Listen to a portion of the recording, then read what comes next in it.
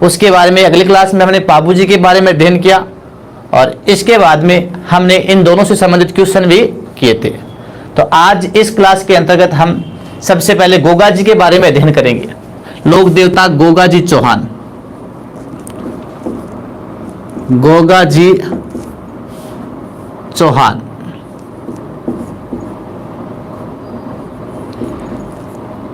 हाँ, तो सबसे पहले किसी भी लोक देवता को पढ़ते हैं तो हम उसके उपनाम पढ़ते हैं, वही कि इस लोक देवता को किस उपनाम से जाना जाता है। तो जो गोगा जी है इन्हें किन किन उपनामों से जाना जाता है, देखिए गोगा जी के उपनाम क्या क्या है। हाँ, तो गोगा जी चौहान है, इनके उपनाम इन्हें कहते हैं, देखिए जाहिर पीर, जाहिर पीर, इन्हें कहते हैं गोरक्षक देवता, गोरक्षक। हाँ, जाहिर पीर, गोरक्षक देवता, गोगा पीर,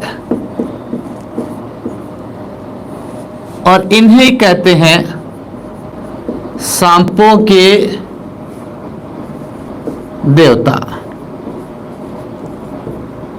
हाँ, तो हम पढ़ रहे हैं गोगा जी, और गोगा जी के जो उपनाम है वो है जाहिर पीर, गोरक्षक देवता, गोगा पीर, सांपों के देवता। हाँ, तो शुरुआत करते हैं इनके जन्म से कि इनका जन्म है वो कब हुआ। तो गोगा जी चौहान है, इनका जन्म हुआ हाजी रंजीत जी सुतार, प्रणाम। जन्म है 946 ईस्वी, और ये तो है ईस्वी सन में। यदि आपको विक्रम संवत में चाहिए तो आप इसमें 57 वर्ष ऐड कीजिए, 1003 विक्रम संवत आ जाएगा। तो 946 ईस्वी, ददरेवा गांव, ये ददरेवा गांव पड़ता है चूरू में। हाँ, तो गोगा जी चौहान है, इनका जन्म 946 ईस्वी ददरेवा गांव चूरू में हुआ था। इनकी माता का नाम, माता का नाम था बाछल। क्या था? बाछल। गोगा जी की माता का नाम क्या था? बाछल। हाँ, एडम जंपा, नमस्कार। पिता, पिता का नाम था जेवर सिंह चौहान, जेवर सिंह चौहान। तो गोगा जी चौहान है, इनकी माता थी बाछल और पिता थे जेवर सिंह चौहान। नेक्स्ट पॉइंट है इनकी पत्नी का नाम। गोगा जी चौहान है, इनकी पत्नी कौन थी? तो गोगा जी चौहान की पत्नी का नाम था केलम। गोगा जी चौहान की पत्नी का नाम क्या था? केलम दे। और ये केलम दे है वो कोलुमंड के जो बुड्ढो जी थे, उन बुड्ढो जी की पुत्री थी।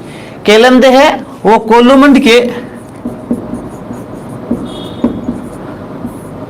बुड्ढो जी की पुत्री थी।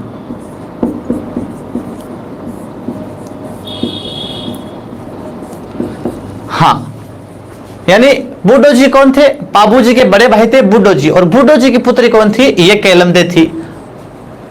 पत्नी का नाम था इनकी केलम दे। नेक्स्ट पॉइंट, इनके गुरु का नाम। देखिए गुरु का नाम याद रखना आपको, जैसे हमने पढ़ा था रामदेव जी, और रामदेव जी के गुरु कौन थे मित्रों? रामदेव जी के गुरु कौन थे? रामदेव जी के गुरु थे योगी बालीनाथ जी। इसी प्रकार जो गोगा जी चौहान है, इन गोगा जी चौहान के गुरु का नाम बताओ भाई। तो गोगा जी के गुरु थे गोरखनाथ जी। कौन थे? गोरखनाथ जी। गोरखनाथ जी है वो इनके गुरु का नाम था। और इनकी घोड़ी, वो घोड़ी थी नीली घोड़ी। गोगा जी की घोड़ी कैसी थी? नीली घोड़ी, जिसे हम गोगा बप्पा कहते हैं, गोगा बप्पा कहते हैं। तो ये सामान्य परिचय है। माता बाछल है, पिता जेवर सिंह चौहान है, ददरेवा में इनका जन्म हुआ था, पत्नी है केलम, गुरु है गोरखनाथ जी, घोड़ी है नीली घोड़ी, गोगा बप्पा इसे कहते हैं। तो इतना सबको समझ आ गया होगा। नेक्स्ट चलते हैं, इनकी चर्चा करते हैं आगे। देखिए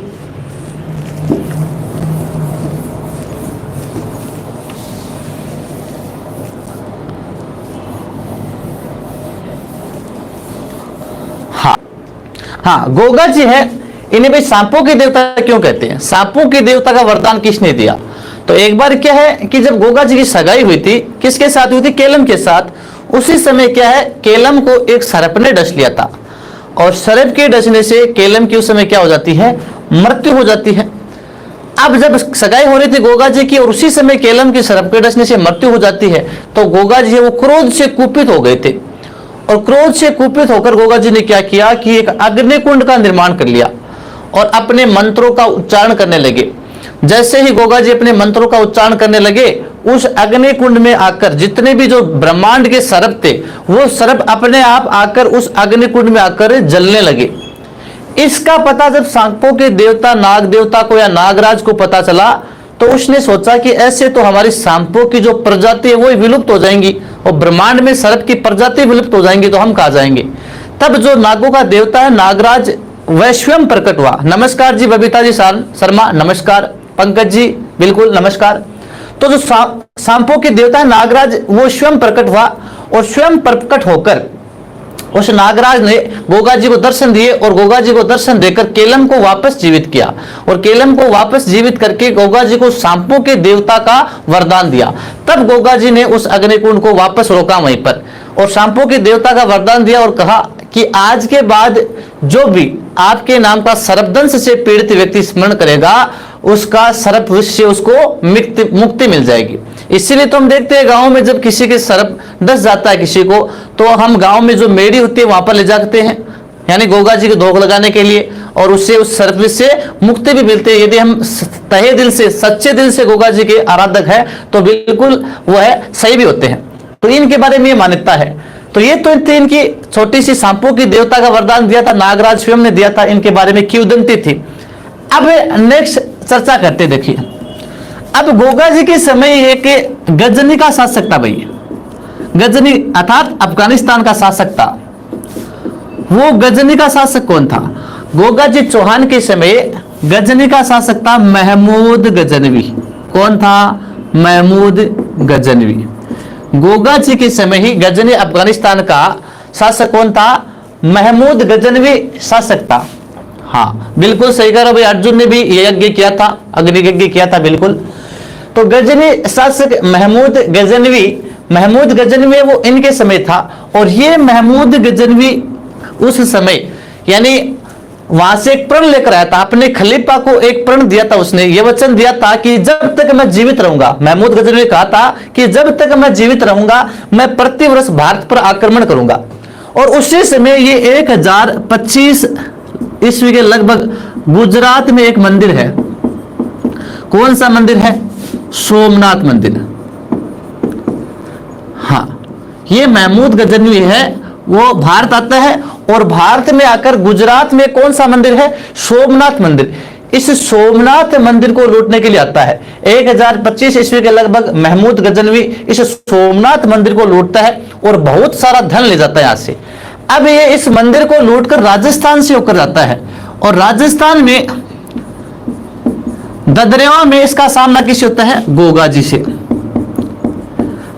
और ददरेवा में ये क्या करता है कि अपने धन को ले जाने के लिए इसके पास घोड़े और हाथियों की कमी थी, हाथी की कमी थी, इसलिए इसने सोचा कि जो गोगा जी की गायें हैं, इन गायों के माध्यम से मैं मेरा धन है वो कहां ले जाऊं? गजनी ले जाऊं। तब इसने क्या किया कि गोगा जी की जो गायें थी उन गायों को चुराया। किसने? महमूद गजनवी ने। और उसी समय आपने नाम सुना होगा कि गोगा जी के 2 मौसेरे भाई थे। मौसेरे भाई वो कौन थे?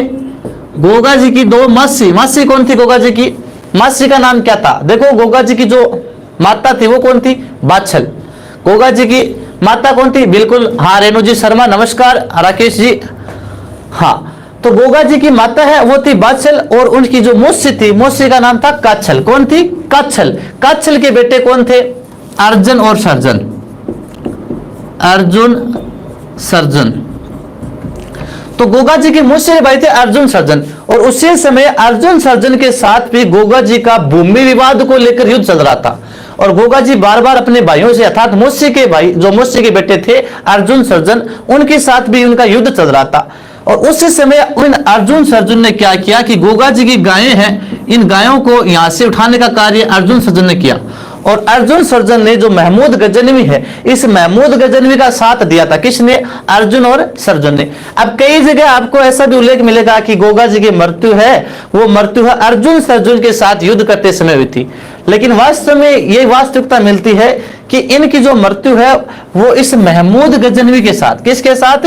महमूद गजनवी के साथ युद्ध करते समय हुई थी। हाँ, इस महमूद गजनवी के साथ गोगा जी का भयानक युद्ध हुआ था। और इसी युद्ध के बारे में एक राजस्थान का इतिहासकार आपने सुना होगा, कर्नल जेम्स टोड। हाँ भाई, नवीन सोनी कह रहे हैं, बिल्कुल सही, 11 बार। जो गोगा जी है, इन्होंने गायों की रक्षा के लिए, गोगा जी ने गायों की रक्षा के लिए कितनी बार युद्ध किया? 11 बार युद्ध किया था। कितनी बार? 11 बार। गोगा जी ने गायों की रक्षा के लिए मुसलमानों के साथ कुल 11 बार युद्ध किया था। उन्हीं में एक शासक आया था गजनवी का, महमूद गजनवी। अब इस महमूद गजनवी का युद्ध का वर्णन कौन करता है? कर्नल जेम्स टोड, जो राजस्थान का इतिहासकार है, वह भी इस मत का समर्थन करता है कि गोगा जी की मृत्यु है वो इस महमूद गजनवी के साथ युद्ध करते समय हुई थी। कर्नल जेम्स टोड क्या कहता है? नाम सभी ने सुना है इसका, तो राजस्थान की इतिहास की चर्चा हो और इसका नाम नहीं हो, ऐसा तो हो नहीं सकता। कर्नल जेम्स टोड सभी ने नाम सुना है। ये कर्नल जेम्स टोड क्या कहता है? कर्नल जेम्स टोड कहता है कि गोगा जी है वो अपने 47 पुत्र, कितने? 47 पुत्र तथा 60 भतीजों के साथ मिलकर सतलज नदी पार करते हुए इस महमूद गजनवी के साथ युद्ध किया तथा इस युद्ध में वीरगति को प्राप्त हुए। तो कर्नल जेम्स टोड इसके बारे में क्या कहता है कि गोगा जी ने अपने 47 पुत्र तथा 60 भतीजों के साथ मिलकर सतलज नदी पार करते हुए इस महमूद गजनवी के साथ युद्ध किया तथा वीरगति को प्राप्त हुई। अब देखो, जब इनका युद्ध हुआ किसके साथ? महमूद गजनवी के साथ। इनके युद्ध के समय इनका सिर, किनका? गोगा जी का। गोगा जी का सिर है वो धड़ से अलग हो गया। गोगा जी का सिर है वो धड़ से अलग हो गया। इसके बावजूद भी गोगा जी है वो इस महमूद गजनवी के साथ युद्ध कर रहे थे। और जब युद्ध कर रहे थे तो उस महमूद गजनवी भी इनके युद्ध को, अर्थात इनके रण कौशल को देखकर एक बार तो अचंभित रह गया, भाई ये क्या है, इसका तो सर तो धड़ से अलग हो गया, इसके बावजूद भी ये युद्ध कर रहा है, इसके पास ऐसी कौन सी युद्ध रणनीति है। तब इस महमूद गजनवी ने ही सबसे पहले इन्हें एक उपाधि दी, कौन सी दी? जाहिर पीर की। इंपॉर्टेंट क्वेश्चन है भाई, ध्यान रखना, अच्छा क्वेश्चन है। क्वेश्चन पूछा गया है एग्जाम में, गोगा जी को सबसे पहले जाहिर पीर की उपाधि किसने दी? तो किसने दी? महमूद गजनवी ने। युद्ध के समय गोगा जी के रण कौशल को देखकर सबसे पहले गोगा जी को जाहिर पीर अर्थात साक्षात देवता या जिंदा पीर, जिंदा देवता, तो जाहिर पीर या जिंदा पीर की उपाधि देने वाला कौन था? महमूद गजनवी ने ही गोगा जी को सबसे पहले जाहिर पीर या जिंदा पीर की उपाधि दी थी। अब देखो, जब गोगा जी का युद्ध हो रहा था तो कहते हैं कि गोगा जी का जो सिर है, ये सिर है वो गिरा था कहां पर? ददरेवा में। कहां पर गिरा था मित्रों? ददरेवा में। और ददरेवा कहां पड़ता है? चूरू में। तो यहां पर जो ददरेवा में इनका सिर गिरा, यहां पर इनकी बनी है सिरमेड़ी। क्या बनी है? सिरमेड़ी। और इसे ही कहते हैं शीर्षमेड़ी। क्या कहते हैं? शीर्षमेड़ी भी इसे ही कहते हैं। और गोगा जी का युद्ध के समय जो धड़ है वो धड़ गिरा था नोहर में। और नोहर कहां पड़ता है मित्रों? नोहर पड़ता है आपके हनुमानगढ़ में। नोहर कहां पड़ता है? आपके हनुमानगढ़ में पड़ता है। और जहां इनका धड़ गिरा वहां पर इनकी बनी है धुरमेड़ी। क्या बनी है? धुरमेड़ी या धड़मेड़ी भी कहते हैं। इतना सबको समझ आया या नहीं आया? एक बार फिर देखिए, यानी इनकी मृत्यु किस शासक के साथ युद्ध करते समय हुई? महमूद गजनवी के साथ युद्ध करते समय हुई थी। और कर्नल जेम्स टोड भी इस मत का समर्थन करता है। और इनको सबसे पहले जाहिर पीर की उपाधि देने वाला कौन था? महमूद गजनवी ने सबसे पहले ने जाहिर पीर की उपाधि दी थी। इन्होंने गायों की रक्षा के लिए कुल कितनी बार युद्ध किए? 11 बार युद्ध किए थे। इनका युद्ध के समय सिर कहां पर गिरा था? ददरेवा में गिरा था, जहां पर इनकी कौन सी मेड़ी बनी है? सिरमेड़ी या धड़मेड़ी बनी है। और इनका युद्ध के समय धड़ कहां गिरा था? नोर हनुमानगढ़ में। और जहां पर कौन सी मेड़ी बनी है? धुरमेड़ी। और इसे क्या कहते हैं? गोगा मेड़ी। क्या कहते हैं? गोगा मेड़ी। उम्मीद करता हूं इतना सभी मित्रों को समझ आ गया होगा। नेक्स्ट चलते देखिए,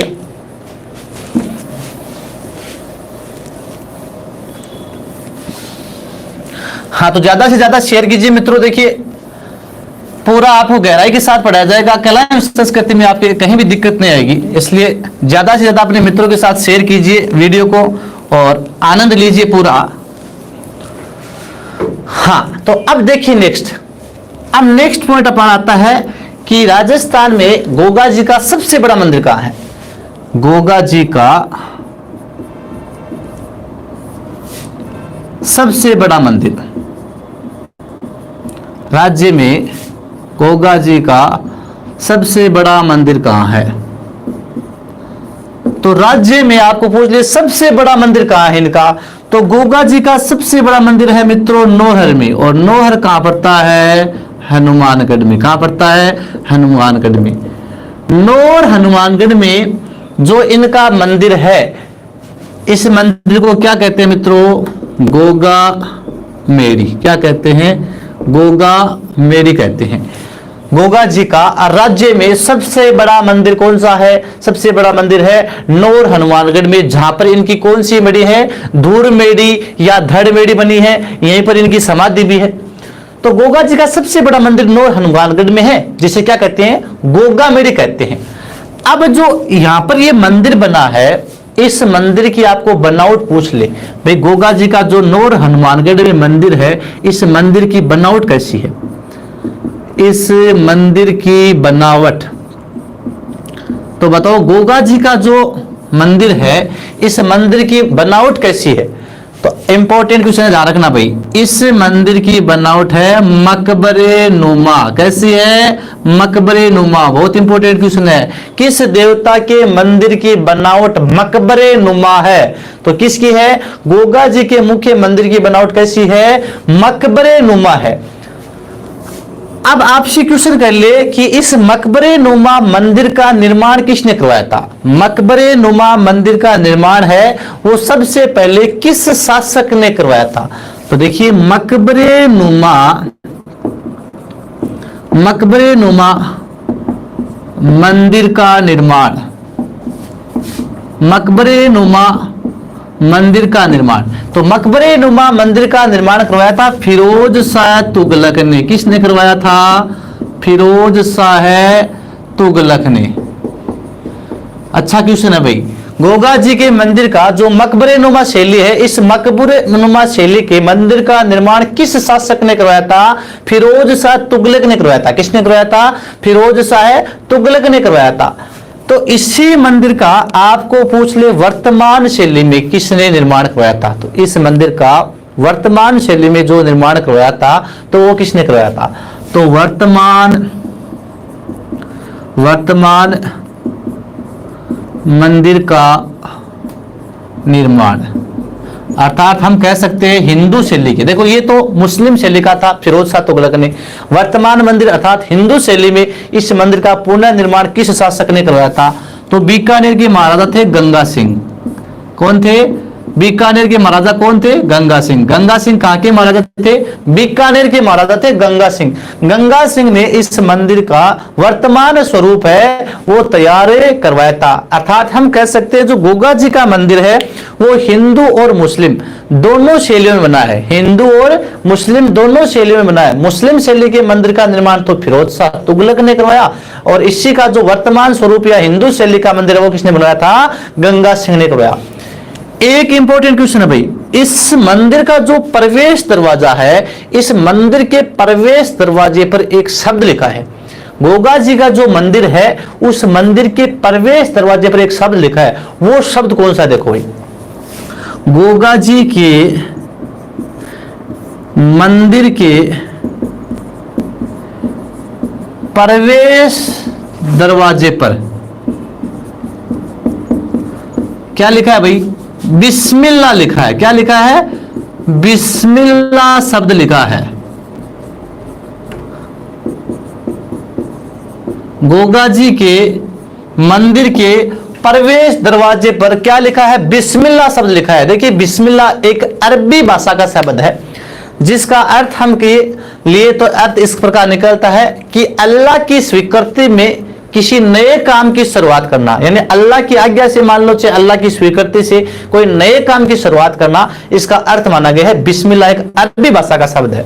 तो गोगा जी के मंदिर के प्रवेश दरवाजे पर क्या लिखा है मित्रों? बिस्मिल्लाह शब्द लिखा है। बहुत इंपॉर्टेंट क्वेश्चन है, किस देवता के मंदिर के प्रवेश दरवाजे पर उसके लिए बिस्मिल्लाह शब्द लिखा है? तो गोगा जी का जो मंदिर है हनुमानगढ़ में, उस पर क्या लिखा है? बिस्मिल्लाह शब्द लिखा है। अब सबसे बड़ा मेला, गोगा जी का जो सबसे बड़ा मेला लगता है वो कहां लगता है? अब तो गोगा जी का सबसे बड़ा मेला है, वो सबसे बड़ा मेला भी कहां लगेगा मित्रों? वो लगेगा नौहर हनुमानगढ़ में, अर्थात जहां पर गोगा मेड़ी है। तो नौहर हनुमानगढ़ में सबसे बड़ा मेला लगता है।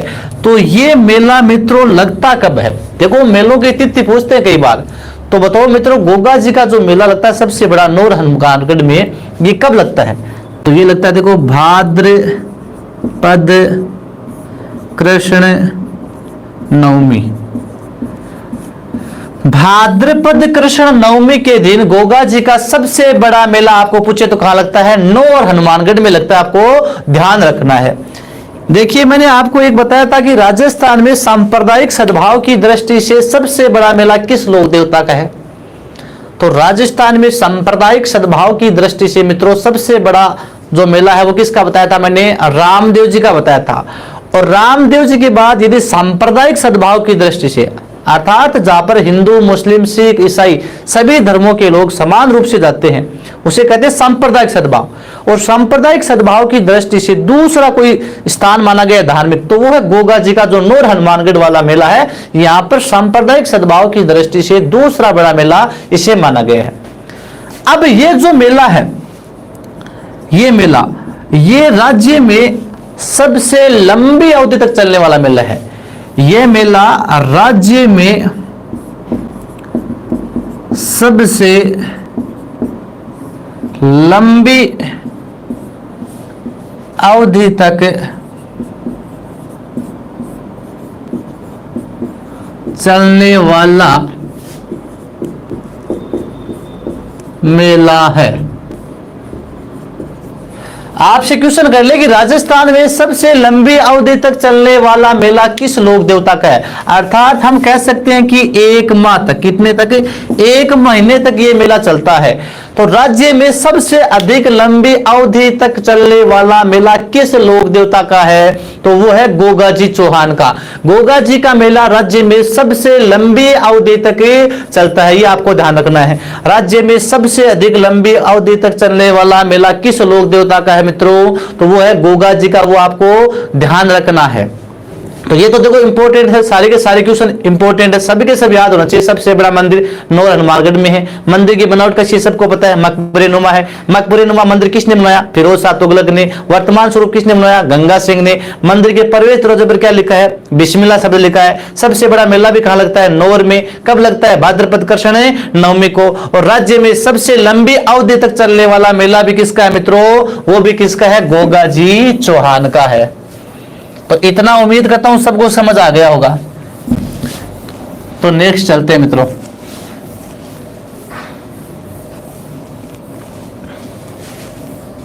हाँ, अब देखो इनके मंदिर में पुजारी, मंदिर में पुजारी, गोगा जी का जो मंदिर होता है उस मंदिर में पुजारी कौन कौन थे? देखो तो गोगा जी के मंदिर में पुजारी हिंदुओं में तो कौन होते हैं? हिंदुओं में तो होते हैं चौहान राजपूत। कौन होते हैं? चौहान राजपूत। गोगा जी के मंदिर में जो पुजारी होते हैं उनमें हिंदुओं में तो कौन होते हैं? चौहान राजपूत है, वो हिंदुओं में मुख्य पुजारी होते हैं। और मुसलमानों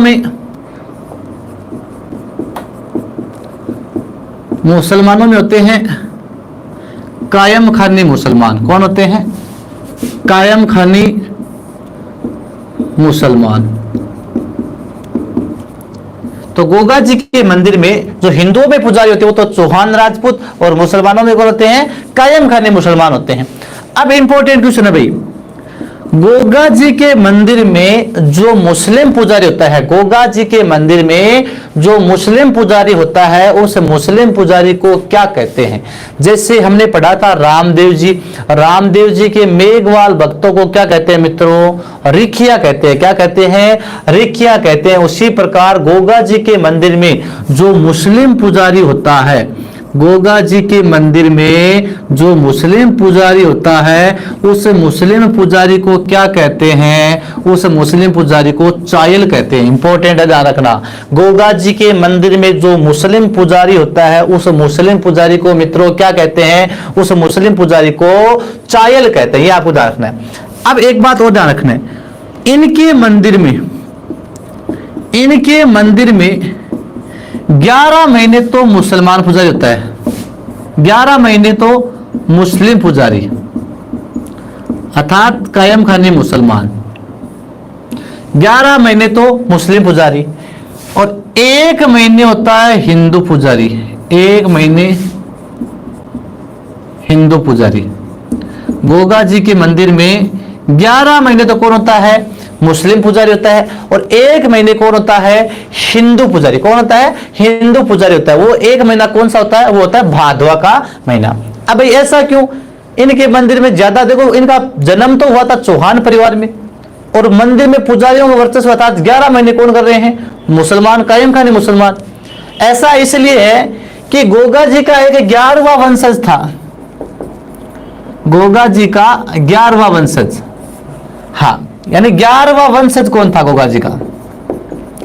तो 11वां वंशज था कायम सिंह। कौन था? कायम सिंह। गोगा जी का 11वां वंशज कौन था? कायम सिंह चौहान था। और ये कायम सिंह है, ये वहां से आ जाता है कहां पर? फतेहपुर में। और फतेहपुर है वो सीकर जिले की एक तहसील है फतेहपुर, और सीकर में आकर ये कायम सिंह है वहीं पर रहने लग जाता है। और फतेहपुर में क्या है कि मुसलमानों का आधिपत्य है, और इन मुसलमानों के आधिपत्य में, इन मुसलमानों के दबाव में आकर इस कायम सिंह चौहान ने क्या किया कि मुस्लिम धर्म स्वीकार कर लिया। कायम सिंह ने मुस्लिम धर्म स्वीकार कर लिया। तब इसके आने वाली जो संतान हुई या इसके जो वंशज हुए, वो क्या कहलाए? कायम खानी मुसलमान। क्या कहलाए? कायम खानी। अर्थात इस कायम सिंह के ही वंशज को क्या कहते हैं? हम कायम खानी मुसलमान कहते हैं। अब ये जो कायम खानी मुसलमान है, ये कायम खानी मुसलमान ही जो फिरोज शाह तुगलक था, उस फिरोज शाह तुगलक की सेना में सबसे अधिक सैनिक थे, वो कौन थे? कायम खानी मुसलमान थे।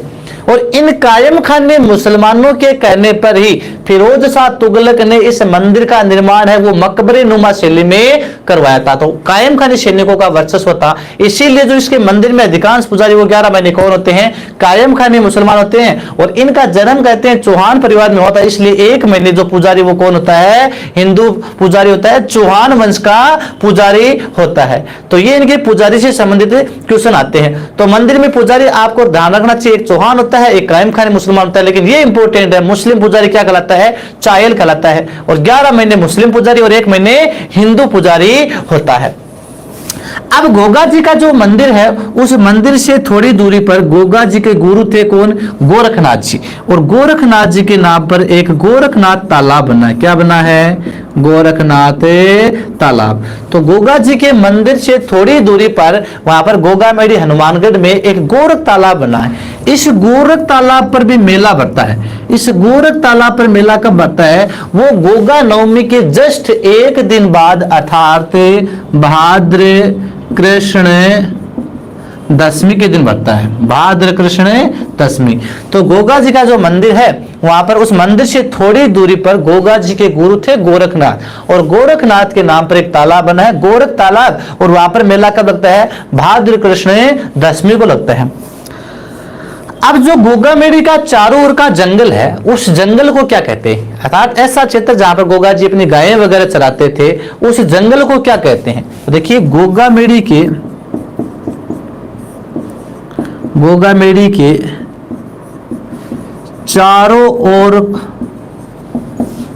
का जंगल क्या कहलाता है? गोगा जी की पणिरोपण या ओयण कहलाता है। क्या कहलाता है? पणिरोपण या ओयण या ओरण कहलाता है। गोगा बेड़ी के चारों ओर का जंगल क्या कहलाता है? गोगा जी की पणिरोपण या ओरियन कहलाता है, ये ध्यान रखना है। और लगभग सभी जो गांव से संबंधित है उनको सबको पता है कि रात्रि में जब गोगा जी का जागरण होता है, गांव में गोगा जी के गीत वगैरह गाए जाते हैं, तो उस समय कौन सा वाद्य यंत्र बजाया जाता है? तो हम देखते हैं जब गांव में गोगा जी का जागरण लगता है तो रात्रि में एक वाद्य यंत्र बजाया जाता है, वो कौन सा होता है? डेरू वाद्य यंत्र। कौन सा होता है? डेरू। तो गोगा जी के भक्तों द्वारा, गोगा जी के भक्तों द्वारा इनके जागरण में डेरू वाद्य यंत्र बजाया जाता है।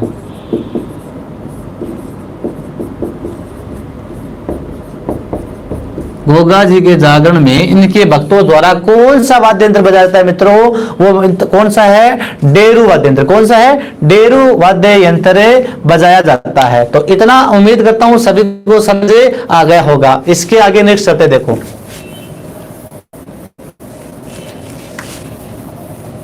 हम पढ़ रहे हैं आज गोगा जी चौहान, और याद रखिए इसके आगे वाली जो हमारी नेक्स्ट क्लास होगी फिक्स से 1 बजे, वो होगी क्वेश्चनों पर आधारित। जो लोक देवता का टॉपिक पढ़ रहे हैं उसके हम उसमें से क्वेश्चन करते हैं, तो उस क्लास को जरूर अटेंड कीजिए। अच्छे अच्छे क्वेश्चन लेकर आते हैं और बहुत सारे बच्चे हैं उसमें अटेंड भी करते हैं। हाँ, तो नेक्स्ट देखिए, नेक्स्ट हम चलते हैं कि गोगा जी की एक ओल्डी बनी है भाई। गोगा जी की ओल्डी, ये ओल्डी क्या है? हाँ, गोगा जी की ओल्डी, ये ओल्डी क्या होता है भाई? ये होता है एक झोपड़ी। हाँ भाई, गायत्री गुप्ता पूछे पणिरोपण क्या है? पणिरोपण मैंने बताया था भाई आपको, गोगा जी जहां पर वह क्षेत्र जहां पर ये गोगा जी अपनी गायें वगैरह चराते थे, और ऐसा क्षेत्र जो गोगा मेड़ी जो मंदिर है, इस मंदिर के चारों ओर का जो भूभाग होता है वो क्षेत्र है, उस क्षेत्र को क्या कहा गया है? उसी क्षेत्र को इनकी पणिरोपण कहा गया है। हाँ बिल्कुल सही बता रहे राकेश जी स्वामी। हाँ, डमरू से थोड़ा बड़ा होता है। डमरू से थोड़ा बड़ा क्या होता है? डेरू है वो डमरू से थोड़ा बड़े आकार का होता है। हाँ जी, हाँ, इनकी छात भी बोल सकते हैं। तो गोगा जी की ओल्डी, ये ओल्डी होता है झोपड़ी नुमा मंदिर। क्या होता है? झोपड़ी नुमा मंदिर।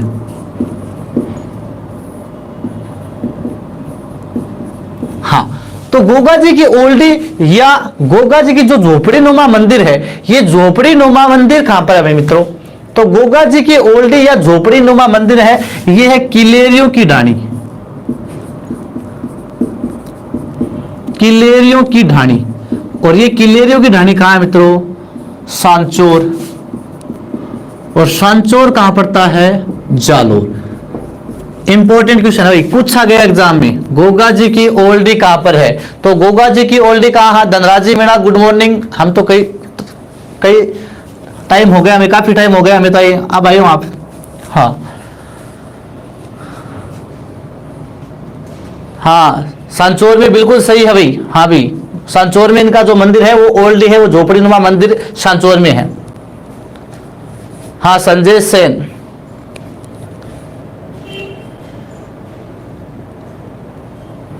सुमन, जंगल मंदिर के चारों ओर। हाँ, तो मंदिर के चारों ओर का जो भूभाग है उसको कहा गया है पणिरोपण। हाँ बिल्कुल सही बोल रहे हैं पंकज गिरी जी। सांचौर जालोर का जो मंदिर है वो 2 भाइयों ने करवाया था, राजा राम जी कुमार और इनका भाई था एक, इन्होंने करवाया था। तो गोगा जी की ओल्ड झोपड़ी नुमा मंदिर किलेरियों की ढाणी सांचौर जालोर में है। इसके आगे नेक्स्ट चर्चा करते देखो हम। हाँ, तो गोगा जी का जो मंदिर है गांव में, गोगा जी का जो मंदिर है गांव में, वो किस वृक्ष के नीचे होता है? देखिए पिछले जो लेब असिस्टेंट एग्जाम लगी थी इसमें आसान सा क्वेश्चन पूछ लिया कि गांव में जो गोगा जी का मंदिर है वो किस वृक्ष के नीचे होता है? तो गांवों में इनका जो मुख्य मंदिर होता है गोगा जी का, वो खेजड़ी वृक्ष के नीचे होता है। मुख्य मंदिर खेजड़ी वृक्ष के नीचे होता है, जिसे हम थान भी बोलते हैं। अक्सर गांवों में गोगा जी का जो मंदिर होता है वो खेजड़ी वृक्ष के नीचे होता है, जिसे हम इनका थान भी बोलते हैं। और यहीं पर इनके लिए जो इनका बोध चिन्ह कह सकते हैं हम, वो क्या है? हाँ, तो जिस प्रकार हमने पापू जी का बोध चिन्ह पढ़ा था, हाँ पापू जी का बोध चिन्ह पढ़ा था हमने, तो पापू जी का बोध चिन्ह कौन सा था? भाला लिए अश्वरोही योद्धा, भाला लिए अश्वरोही योद्धा तथा बाईं तरफ झुकी हुई पगड़ी। उसी प्रकार इनका बोध चिन्ह क्या है? तो इनका बोध चिन्ह क्या भाई? तो इनका बोध चिन्ह है पत्थर पर सर्प की आकृति। पत्थर पर सर्प की आकृति चिन्हित है। हाँ, तो इनका बोध चिन्ह क्या है? पत्थर पर सर्प की आकृति। हाँ जी, दुर्ग भी करवाएंगे, बिल्कुल करवाएंगे, थोड़ा धीरज रखिए आप, बिल्कुल सब करवाएंगे। हाँ, तो इनका बोध चिन्ह है पत्थर पर सर्प की आकृति, इनका बोध चिन्ह है, वो आपको मिलेगा। इसलिए देखिए गांवों में जो मंदिर है मुख्यतः खेजड़ी वृक्ष के नीचे होता है, इसीलिए तो हाँ बिल्कुल देवराया थान कहते हैं उसे। इसीलिए इनके लिए कहा गया है कि गांव गांव खेजड़ी, गांव गांव गुग्गो, इनके लिए क्या कहा गया है? गांव गांव खेजड़ी व गांव गांव गुग्गो। हाँ, गांव गांव खेजड़ी व गांव गांव गुग्गो।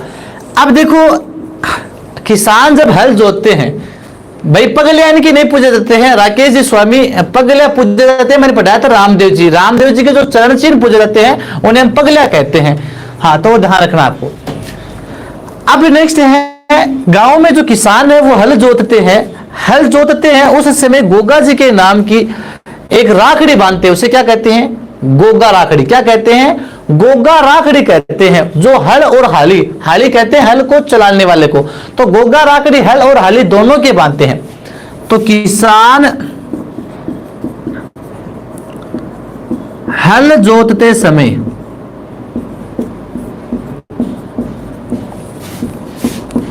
गोगा जी के नाम की गोगा राखड़ी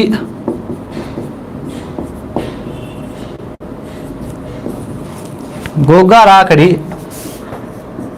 हल और हाली दोनों के बांधते हैं। यानी हल जोतते समय गांवों में अक्सर किसान है वो गोगा जी के नाम की गोगा राखड़ी बांधते हैं। वो गोगा राखड़ी कितने गांठों वाली होती है? 9 गांठों वाली। तो ये 9 गांठों वाली गोगा राखड़ी बांधी जाती है किसानों द्वारा हल जोतते समय। किसके? हल और हाली दोनों के बांधी जाती है। हाँ, जेठ माह में बिल्कुल सही कह रहे हैं। अक्सर तो जो बारिश हो जाती है वो जेठ माह के लगभग होती है, कभी आषाढ़ में हो जाती है। तो जेठ माह में या आषाढ़ माह में जब बारिश होती है उसी समय ये हल जोतते समय किसान है वो गोगा राखड़ी बांधते हैं।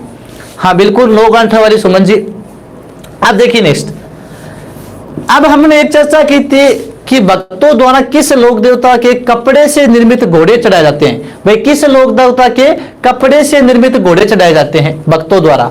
तो भक्तों द्वारा कपड़े से निर्मित घोड़े मैंने पढ़ाया था आपको, रामदेव जी पढ़ाया था, सबको याद होगा।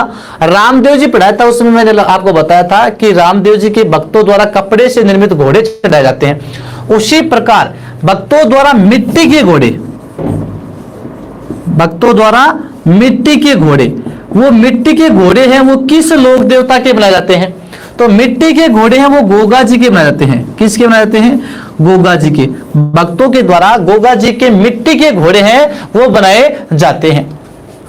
इसके अलावा हम बात करें, गोगा जी है, इनकी मान्यता उत्तर प्रदेश में अधिकांशतः जाहर पीर के रूप में पूजते हैं। यानी गोगा जी को उत्तर प्रदेश में मुख्यतः किस रूप में पूजा जाता है? जाहर पीर।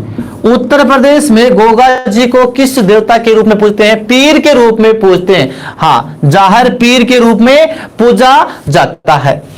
तो राज्य के ऐसे देवता है गोगा जी जिनकी पूजा, ध्यान रखना, राजस्थान के बाहर भी पंजाब है, हरियाणा है, यूपी है, एमपी है, हिमाचल प्रदेश है, जम्मू कश्मीर है, इन क्षेत्रों में भी गोगा जी की पूजा की जाती है। और गोगा जी का जो जन्म स्थान था ददरेवा, ददरेवा के जो एक तालाब है, कहते हैं उस तालाब की मिट्टी का लेप करने से जो सर्पदंशित व्यक्ति होता है उस सर्पदंश से उसका इलाज मिल जाता है। तो ये सामान्य जानकारी हमने इनके बारे में आज अध्ययन की है। तो आज की क्लास में हमने गोगा जी चौहान का अध्ययन किया है। उम्मीद करता हूं आज की क्लास से आप सभी को समझ में आई होगी।